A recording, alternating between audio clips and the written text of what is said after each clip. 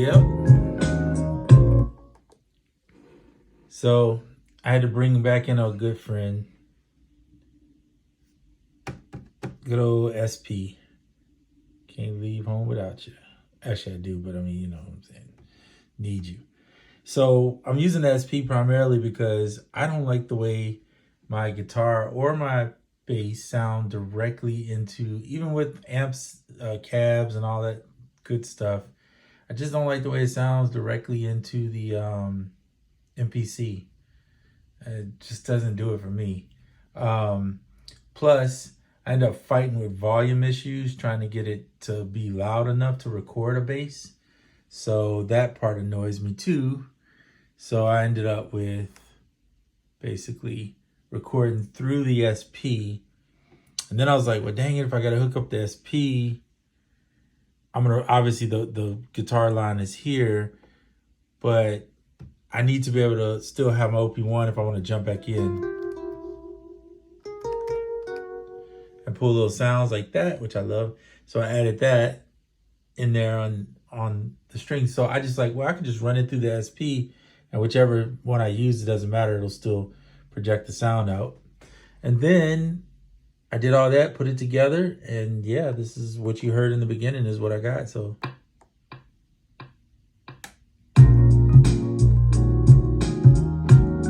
and I think the MPC with the Flavor Pro kind of gels everything together, makes it sound cohesive. Makes it sound like it's just one piece of goodness. That's the only way I can describe it at this point. So yeah, the SP is basically like a pedal for me going in. Although I'm not using any effects, I'm honestly just playing the bass straight on this one.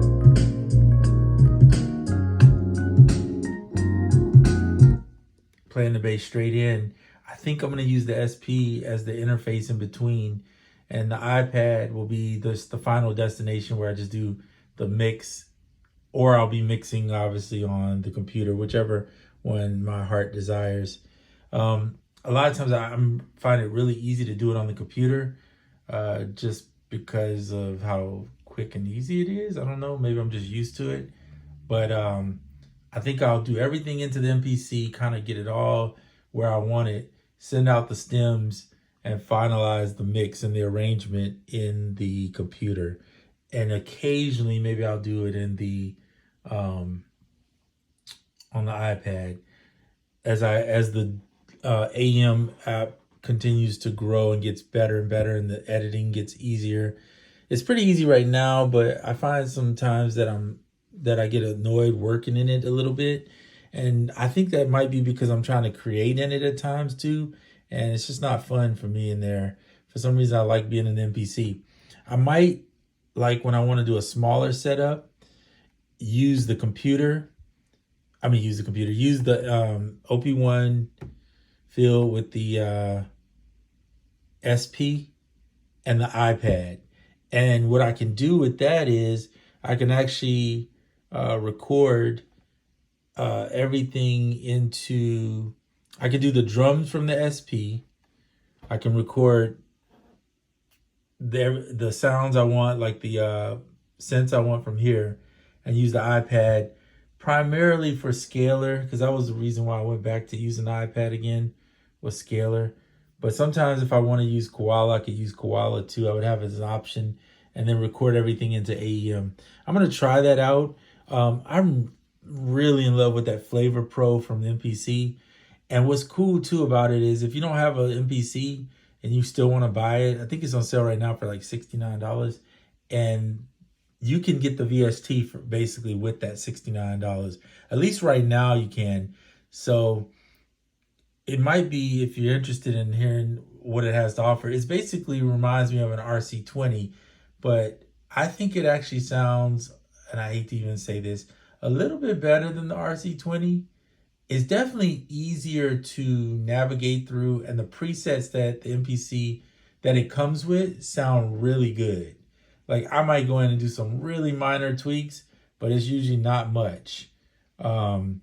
So if you don't want to get the RC20 can be $100. Sometimes you can catch it on sale. I've seen it on sale one time for $20, but you will find yourself doing more manipulating with it, trying to get that sound. If you have a SP though, you actually have the 303 vinyl sim. So really I could probably do it here, but I, for some reason, just enjoy the Flavor Pro and the MPC a little bit better. And for some reason, it just gels really well with the sound. I do feel like stacking the drums, making drum sounds in the SP is a little bit easier for me. Maybe because it's simpler, if that makes sense. So like when I go in here, that's something that drives me crazy. When I go in here to do the drums, let's go to the drums. The drums are fun in here. First of all, making them in here, putting them together, all that's super easy. The problem I have is when I want to go edit the samples. Oh, not edit the samples. When I want to go to program edit, that is not right either. Program edit. I understand the gist of how this works, but I don't understand the envelopes. I understand how envelopes work, but I need to maybe watch a YouTube video or something and learn how these particular ones work, like with the HDS. I'm used to seeing a release, attack, release. I see attack, hold. So I'm not sure if the hold is the release and then there's decay and sustain. I'm not sure. So I just need to figure out how all these instruments have different wording and it can get kind of confusing at times. But with the SP, and I'll show you real quick. With the SP, let's say we have a sound, which we do have a sound. And I want, why is it not showing me the sound is the question. Let's go here. Oops, go here.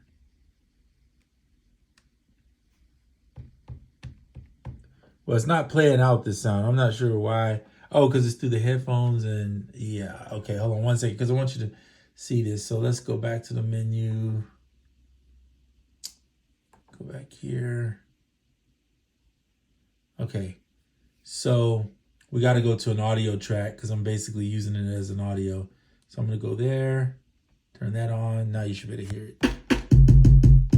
Ooh, that's nice.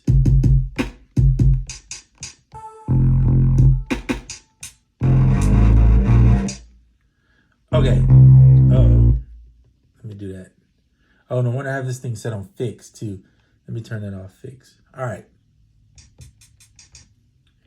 So of course you have all the pitch and all that changing your, but right here, this is what see how it's pretty much just, you got release, hold, and attack. And that's why I say I don't know what the release is for this one, because this one says hold, it does have a hold, but release and attack is pretty much what Koala has too. And that's what I use in Koala.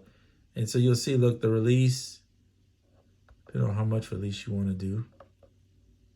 Usually I just do a little bit, like depending on what I need to do with the sample. The attack, same thing, just a little bit. If I'm going to use that, I don't need it right now, but I don't even know what the hold is for. I don't even think it says on 100. I don't know if let me try something with it. Oh, okay.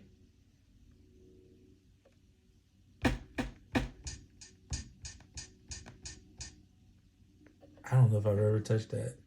Usually I just mess with the release. But whatever. All right, we're going to put that back at 0. I just find that a little bit easier with having just release and attack. I get it though in here, like if you're going deep diving and you're trying to, let's say you're on the drums and you really, or you have some type of sample and you really need to tweak it, all those envelopes and stuff really are necessary. I think you get more tweakability. But if you're just trying to do something simple, and I find myself, I don't do a lot of that extra stuff that I see people doing. They be going to town, but they got the skill to do it, and I'm not mad at it. It's just not me. I tend to just play it till I get it and just keep it simple as possible. That's probably why I enjoy stuff like Koala and the SP, because SP is just simple. But I will say this about the SP. The SP can be challenging on the pattern mode. Challenging, not as impossible, just challenging. Whereas with the MPC, it's more like a DAW.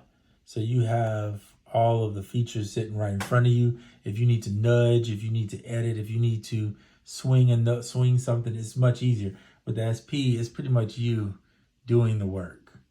So it is more like an instrument in that effect to me. You got to really put in some time on your drumming, getting your stuff to sound hit right. I can knock a beat out in MPC faster, that's for sure. But I see the value of the SP, not only just for the effects, which I honestly don't use the effects nearly as much as I thought I would, but just for the simplicity of stacking sounds. Like if I want to stack a sound, I find it so much easier to do it in there. Whereas with the MPC, I got to go into the program edit, go back to samples right here in this screen, and you got to put in, you got, what is that, up to 4 you can put in? I think it's 4. Yeah, up to 4 you can stack, which is really cool. But it just seems like it's more work to me. I don't know, maybe it's because I'm new to it. But anyway, this is part 2 of the workflow update. And just wanted to show you where everything led me. I do think the SP, I honestly think if I had the right DAW on iPad, or a DAW that I thought was legit, that could allow me to edit audio better, then I could definitely just use the SP and be content. Because I usually only use the drum machines for exactly that, drum machines. And samples too occasionally, but not nearly as much as I do with the drums. And yeah, so that's my take. That's my update on this workflow. The tools are here. It's just figuring out how I want to use them in the most effective way. And if I'm not using a tool, I'm not a person who just keeps a bunch of stuff. I'd rather be good at and efficient at 1 or 2 or 3 tools than have all this gadgets, but then don't use it. So that's kind of been my downfall, is that I don't tend to keep stuff just because of that. So yeah. But anyway, that's it for this video. A lot of talking. I know more than showing you. I'm trying to show you stuff too at the same time. But yeah, doing a lot of talking here just to try to figure this out. And so like, I think the SP is going to stick around just because of unless I learn the MPC and then find limited use for the SP.